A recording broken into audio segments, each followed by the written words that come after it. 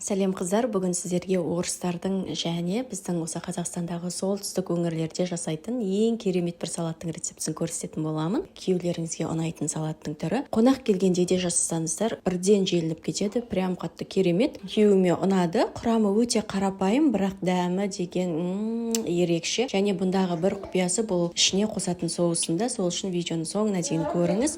Ол үшін алдымен піскен етімізді турап аламыз, ұзынша етіп, тұздалған қиярымызды тураймыз, пиязымызды тураймыз. Енді соусын дайындаймыз. Ол үшін кішкене ғана өзіңіздің жасап жатқан салатыңыздың көлеміне байланысты сұйық майыңызды құясыз, отқа қоясыз. Отқа қойғаннан кейін оның үстіне кішкене ғана қара бұрыш саласыз, чеснок қосасыз 1 штук және 2 штук лавр жапырағын саласыз. Кішкене ғана майымызды қыздырып аламыз. Ұмытып кетпеңіздер. Қасында тұрып прям қыздырып алыңыздар. Одан кейін қызған сұйық майымызды осындай сетканы қойып, жаңағы біздің чесногымыз, лавр жапырағы өтіп кетпейтіндей етіп, сеткамен құямыз. Егер ондай сетка жоқ дейтін болсаңыздар, жай кәдімгідей сұйық майды құя салыңыздар. Кейін жаңағы лавр жапырағын, чеснокты қолыңызбен теріп алып тастайтын боласыз. Барлығын жақсылап араластырамыз. Өте керемет күшті салат. Сіздер де жасап көріңіздер, сіздің отбасыңызға ұнайды. Егер басқа да осындай оңай, жеңіл салаттың түрлерін көргілеріңіз келсе, менің каналыма тіркеліп алуды ұмытпаңыз. Мен сізді өзімнің каналымда күтетін боламын. Келесі жаңа рецепте кездескенше.